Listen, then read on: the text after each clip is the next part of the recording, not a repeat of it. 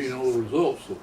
All right, this is George Luzier and Tom Mayers, and George has been very nice to participate with me in some of these videos, and I told him I had a new camera, so we have the new camera working, and George is someone who's lived in Sarasota all of his life, and he is a boat builder, a wooden boat builder, and has worked most of his life, if not all of his life, building and using sailboats and motorboats. So I'm going to let George tell you a little bit about himself, and then we'll try to ask him some questions about boats.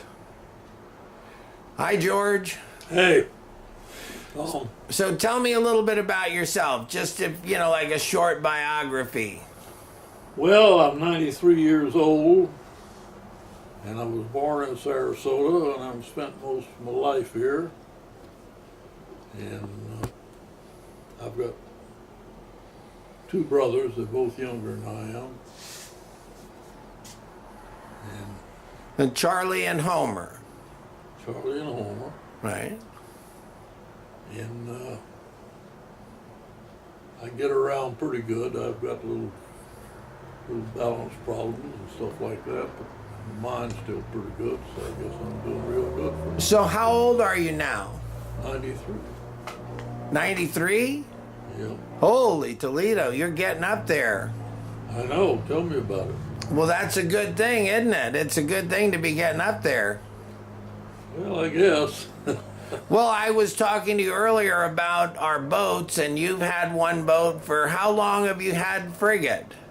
I had it 37 years. Yeah, 37 years. So you built it the way you wanted it, and it was a shallow draft boat, right? Yeah, it's a keel center border, and it's what I wanted. I had a smaller boat than that, which was a 27-footer, but it wasn't quite big enough for the cruising I wanted to do, so I designed this one and built it, and had it ever since. Built it in 1980, and it was all wood. Yep, of course, all the boats I ever built was wood. I ain't fool with fiberglass, that's for sure. And you use just mostly bronze screws, or you're not a big fan of stainless steel? No, it's all either silicon bronze screws. And the wood that you built when you built Frigate, I know you built boats with plywood and with different materials, but wasn't Frigate strip planked? All my round hull boats are strip plank, edge nailed and glued with a resortional glue. And the secret of it is plenty of glue and plenty of nails. And the framing is all laminated in it, so there's no busted frames or anything. It's just a nice way to build a fairly light boat and look good after 37 years. It's just as good as the day it was built. Well, I think what most people don't really appreciate about building your own wood boat is that if you want something in a certain way, you build it that way. That's for sure. So if you want a seat a certain level, if you want a table a certain level, you know, most people, they just get on a boat and it's the level somebody came up with. But wooden boat builders, or each boat, they would, even if it was the same design, they would make it a little bit different, just always trying to improve it. Yeah, well, that's part of it, and the good part about it is you can build them to the way you want them or the way the owner wants them, and sometimes you have to talk to them a little bit and help them along. But it's interesting. I've had an interesting career building them. It's fun. Well, I was fortunate to be able to sail on Frigate down to. We sailed down to Belize. Yep. And we had a nice trip. It was really, I guess, the best kind of sailing trip is uneventful. Yeah. You know, we had some winds. I remember when we went to Cuba, and one of my favorite things about Cuba is that you and you had a friend on the boat. What was his name? Bill Smith. Bill Smith, and he was a cook from the field club. Yeah. So he was in charge of, preparing meals. And then I was sort of the I was the deckhand and tried to help out, on the boat. Even though George was able to do it himself, I was there, so I helped. And so we sailed to Cuba first. And what did we just leave from Sarasota? And then we sailed down to Cuba. And when we got to Cuba, we kind of cleared customs, because you have to clear customs. And then, I don't remember much about being, on the island of Cuba itself. I just remember that we were on the boat offshore, and we were diving on a reef, and you put me over what looked like a good spot to dive. And I went down and I looked around, and I had a spear gun and a mask, and I came back up and I said, "What do you want to have for dinner?" And you said, "What do you mean? What do you want to have?" I said, "Well, you got your choice. You can have a hog snapper or a grouper or a mangrove snapper." So they were just a lot of fish off of Cuba. Yeah. Yeah, Cuba was interesting. I hadn't been there. I went there in 1949 on the St. Pete Havana race. And of course, this was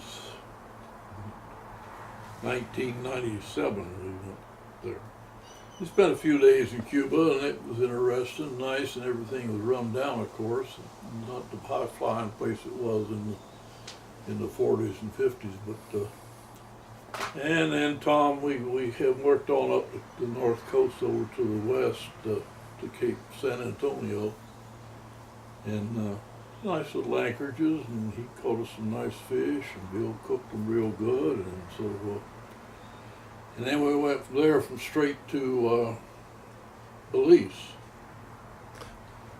So I like the west side of Cuba. I mean, I hate to tell people on video, but that was one of the most vacant. I mean, if you wanted some place that didn't have a lot of people, the west coast of Cuba was kind of it. We were on the northwest coast, and there was a lot of mangrove islands and not many people, not many towns. And Frigate was just a really good boat, and George and I were talking about it. He had a boat. I've had a boat for, I don't know, I've had Sprite for like 35, 40 years, and he's had his boat for like 35 years, and he just sold it. So he was lucky to find someone who would appreciate it, and someone who used to work at his shop and had his own boat in the shop that he was working on. When George decided to sell his boat, the guy wanted to buy it. So I told him, I said, "That's my dream for Sprite, that somebody will appreciate her and come and pay me some money and then take her over and take her and sail her, because I put a lot of miles on Sprite, and I know he put a lot of miles on Frigate." So that was a great trip that we did. I remember coming into Belize City, and we came in and got behind the reef, and it was like big seas, maybe, 7-10 foot seas, and we got in there, and what you don't remember about these trips is so much about what you did on land. Most of the trip was on the boat, and that was the nice part. But so you've been to Belize several times. You like Belize a lot? Oh, yeah. I'm sure it's pretty well ruined now, but the first time I went was in 1990, and then I went back again in 91 or 92. And it was everything beautiful, and I liked the people of Belize. They were just real nice people, very nicely treated, and the countryside's got some beautiful things to it. Of course, the town Belize City is, the biggest town around, and it wasn't bad. It's kind of run down in places, but what you expect. And I think the trip with Tom, the wind was blowing. We didn't go into the north end because there's no marks on it, so we went on down. It was getting late and went on down to the main ship channel where they have a lighthouse and a light that works, and went in there and came back up a little bit to Belize City to clear customs and all that stuff. And, you know, it's interesting to go ashore and see what's happening. So what was your favorite trips? Now, you went to the Bahamas a lot, didn't you? Oh, yeah. Well, I think I like Belize a lot.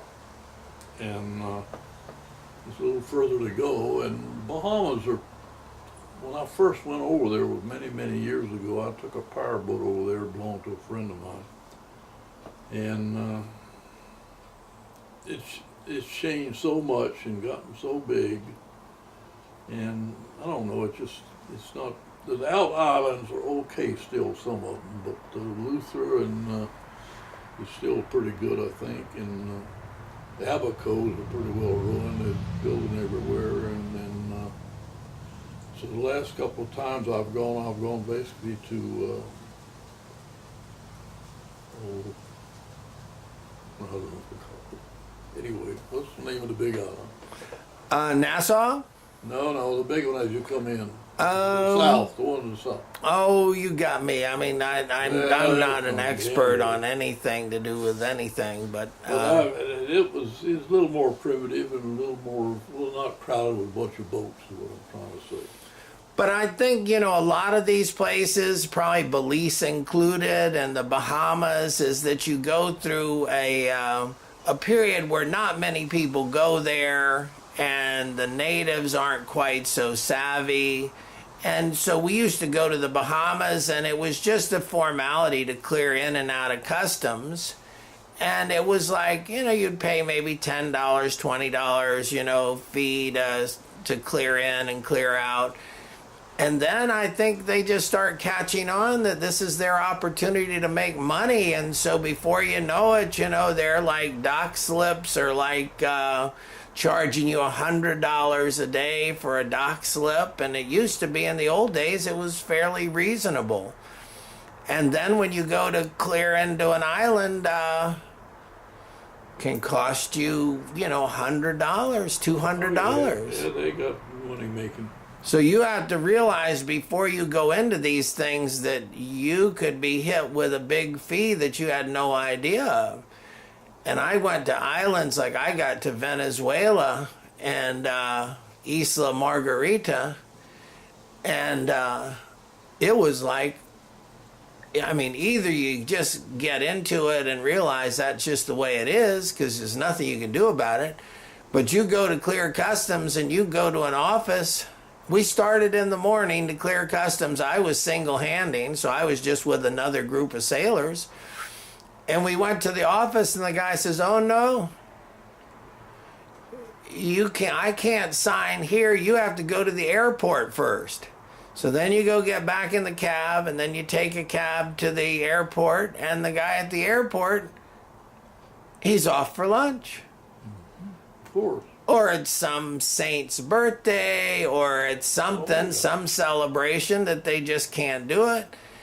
And literally it took us 2 solid days trying as hard as we could, using all of our wits. You know, we had, by the time we finished, we had a group of about 5 boats that all went together. And it took us 2 solid days. I mean, those 2 8-hour days. Yeah, well, you know. To clear in. You know, just to say that you're safe to go out and about and not have to stay on your boat. Well, Mexico was about the same way. You know, you have to go to this office, then you had to go across the island. This one, Harris, is not very big, so that's good because you got to go to the hospital and find somebody to sign a paper. He didn't even know what it's about, but you got to have this to go back down to the customs people and go through that rigmarole. Well, my favorite story, I went to, you know, these islands in different boats at different times, and there was a captain named Tiny Brown, and we were fishing. Bill Mode and had hired this boat with Tiny Brown, and we were fishing off of Cozumel, and we went right by Isla Mujeres because it's not that far. We're in a boat that had 2 big like maybe 1,000 horsepower, together diesel engines. And the boat would go about 25 knots, and we would cruise at over 20 knots. So we went right by Isla Mujeres, and we were fishing for swordfish. And so I was talking to the captain, Tiny Brown, who was kind of a legend. And I said, well, Tiny, let's go to Isla Mujeres. And he said, nope. He says, I can't go there. And I said, well, Tiny, why can't you go there? And he said, well, I tried to check out of there one time, and they gave me the runaround. And he said, I went to the port captain, I went to the police office, I went to all of the different places. And he said, after 2 days, I still wasn't able to check out of there. And he said, finally, he said, I had my boat tied to this little rickety dock. They used to build these real long, rickety docks. I know. And they were all out at the end of the dock. And he said all the people that had been giving him a hard time were at the dock. And he said he had his boat just in gear at the dock with no anchor out or anything, tied right to the pilings where all these officials were standing on the end of the dock. And he said he was so upset with them that he just hit it. The dock with him. Took the officials and the dock with him. And so he couldn't come back to Isla Mujeres ever again. Well, the first time I went into Belize City and tied up in the docks out in front there, the big hotel there, nice dock. Well, and the wind's in the right direction, and you had to go up to one place, and then the captain of the port and everything, you could handle it right there. The next time you go back, you got to go way over, get a cab, and go over to the customs, and then you got to go another cab and take it down on, I think it was Mahogany Street, and get this and that and the other. And it was, so they had arrived, see. They had one guy that couldn't do it anymore. They had to have a group. But that's the way it is, and it's sad that it's that way, but it is. And you talk to people who've done it in different ways. I had a friend of mine who said he'd bought an airplane and had an airplane, and he wanted to take his girlfriend to the islands. So he thought, well, we'll visit all these islands. Well, he got to one island, and he went to check out, and oh boy, couldn't do it today. It was a holiday, and then the next day was Sunday, and they had to wait. So their plan on going and spending one day at each island, all of a sudden they had to change the plan because it was impossible. Mm-hmm. Sure. But you like the Bahamas, you like Belize. Yeah, and I went to Guatemala, and I liked it pretty good. I had a sorry crew with me this time, not the same crew we talked about. And I couldn't get rid of them, but eventually I did. But my daughter came out, and we spent some time to the outer islands there at Belize. They got some beautiful atolls out there to go to. And then in the first trip when I was down there, my wife flew down, and we spent, I think, about a month we spent together. And I pulled in the first atolls out there is right off of Belize City. Is that Turnip Islands? Turnip, and we came in from the north entrances. There's several entrances too. We came in from the north entrance, and it was Christmas Eve. We anchored up, and there's a lodge over there, and I've been there, but we just anchored up, and everything was fine. It was beautiful, and we were sitting there having a drink in the cockpit, and the native boat pulls up, and we're out outboard on it, and they pulled up and said hello, She says, he said, do you got any lobster? They call them lobsters down there. I said, no. So he gave me, I think, 2 or 3, beautiful, nice big lobsters. And I says, what kind of owe you? Oh, says, oh, nothing. But I'd taken a bunch of fishing leads down there because I'd heard that they always need them. So I gave him that, and he says, you want some fish? I said, no, I've already caught fish on the way in. So for Christmas Eve, we spent right out there in Turnip, fresh crawfish. Well, it's nice when they give them to you too. That's pretty nice. Well, but you know, I mean, I found most of all the natives around there, that's the way they were. You get a taxi cab and you just say, and I got to go to, well, like, I got to go clear customs. Well, he knows right where to go. He takes you out and guides you in and waits on you, and you pick it, and then we went by the store, and went by the market and everything, and then you come back down to the dock. And you say, how much? Oh, he says, oh, just for whatever you think. And that's the way their attitude was. And it was, I mean, it was really beautiful. Well, what I liked was those boats that they had down there that were about 25 to 30 feet long, and they're real low to the water. And they had, right in the middle of the boat, they had like a big, huge fish well. And the fish well was maybe, I don't know, 5 feet by 5 feet or 6 feet by 6 feet, but a good sized fish well. And what they had is holes through the bottom of the boat where that fish well was, and it was sealed off. And when they would catch fish, they would throw it in the well. And the reason for doing that was that they could keep a lot of fish alive and not have to worry about carrying ice or buying ice or dealing with that. And so you would come up to a boat, or like often you'd be sailing and a boat would be there with these people. They'd go out sailing for like maybe 3 days to a week, you know, and they would just take their own supplies. And so you'd see them out there, and they'd come over and you could trade them beer for fish.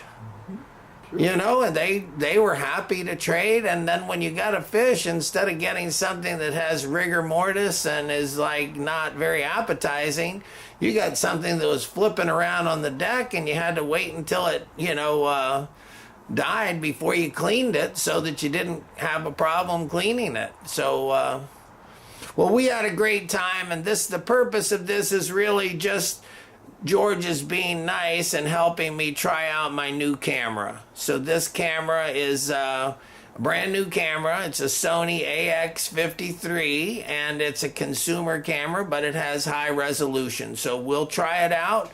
I hope I didn't break it. Thank you very much, George. I appreciate it. Happy New Year. Same to you, Tom.